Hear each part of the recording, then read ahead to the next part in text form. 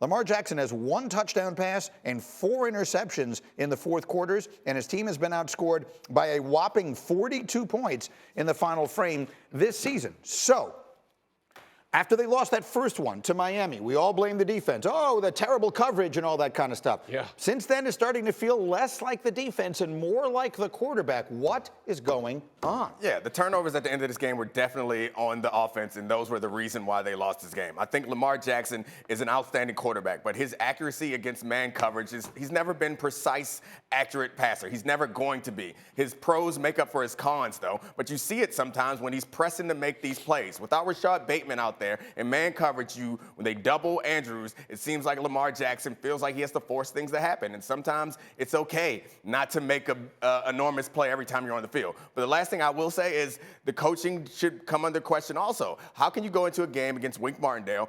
You can ask a stranger on the street, what do you know about Wink Martindale? He's going to blitz without not one empty set in the whole game. Empty's great against blitz because it forces the defense to declare, and it gives Lamar a lot of pre-snap information that would have been helpful at points throughout this game. But I'm not trying to take any blame off Lamar. He deserves blame for those really awful turnovers. Yeah. What do you think, Jeff? Yeah, I fully agree with you. I mean, I think when you think about Lamar Jackson and the conversation that has been discussed for the last 2 years, really about him getting paid and those kinds of things. Where's his contract going to be? The issue is when it matters most, when you got $1:43, left on the clock, and you got 3 timeouts, and you just turn the ball over, you can't have another turnover. And so I think when you're watching a player like this, who we know is as dynamic as he is, and in a position that this is what you pay these guys for, is in the biggest moments, they come and continue to make plays. The fourth quarter is when those moments happen. And to show those stats, 1 touchdown, 4 INTs, again, the fumble, the strip sack that ends the game. You can't have this. And when you couple it with a defense that can't close it out, listen, this team has had a double-digit lead in all 6 games. Right. Double-digit lead. The only other team to do that is the Eagles. They're undefeated. This is a 3-3 football team. And so to Harbaugh's point, they are good, but being great is closing games out. They haven't been able to do that either side of the football. And Marcus, by both sides just basically agreeing that they were not going to get a deal done before the season began, both sides had to be aware. They're sort of setting themselves up for that to be a conversation all year long. And if he's playing great, the conversation is, oh, look at all the money he's making. So how do you think that is impacting all of this? Gee, listen, man, like, you got to find something to point to, right? Like, Lamar, I got another stat. Him both sent me another stat. Mm-hmm. Lamar got 5 fourth-quarter turnovers this season. He's had 10 in his first 4 seasons. Think about that now. So something is not computing. I don't know I think this is a situation of his greatest attribute being his greatest flaw, right? Like, we laud Lamar for the playmaking ability, the unconventional ways that he's able to make plays and put his teams in great situations. We've seen this team go for 4th downs. We've seen them convert some. We've seen the heartbreaking times when they didn't. But Lamar got to look in the mirror and be like, this me. This on me. I'm costing my team opportunities to win games because I'm turning the ball over in the fourth quarter. Like, nobody got to get on TV. And I always feel like because Lamar is under such scrutiny when it comes to what is he, how good is he, he's a great quarterback in this league for what he does for his team. But he is not above reproach, and he ain't above critique.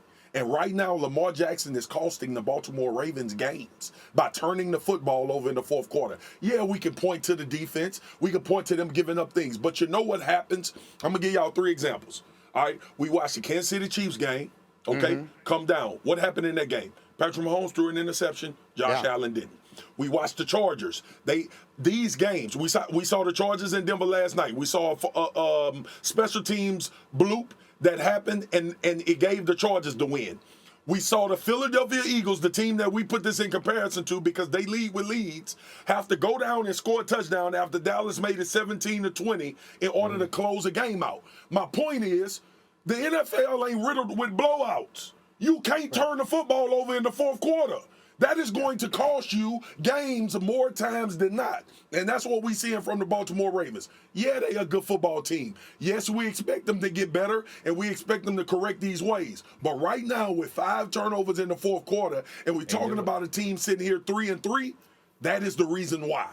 So, Dan, one wonders, what impact might this actually have? Tangible impact on where this all winds up? Contract-wise, Yes. Lamar. Yeah, I don't think it ends up having much impact. When you look at, he'll get paid. If he's healthy and he's a starting quarterback, like the Arizona Cardinals gave Kyler Murray a massive contract. This is another spectacular yet inconsistent player who's accomplished less than Lamar has, and quite frankly opened up this offseason seeming like his team had some issues with him. Right. He still got the contract, right? Lamar Jackson will get his contract and would have it by now if either he weren't insisting on full guarantees or if the Ravens weren't insisting on not giving full. That's the issue, not the money. So he'll still get it. I think what's going on here, obviously the defense has been horrendous in the fourth quarter of those losses. I wonder if it's just a spectacular but inconsistent player and a team whose margin for error just isn't there anymore. Like if he's making mistakes, they're going to be, and maybe he's pressing as a result of knowing what's going on there with the defense. I think he'll ultimately be fine. Contractually, I'm sure he'll ultimately be fine, whether it's from the Ravens or someone else. We should be careful about calling him inconsistent because I don't think he's inconsistent. I think his accuracy can be inconsistent. Fair. But Lamar Jackson this year has been incredible with the exception of the fourth quarter.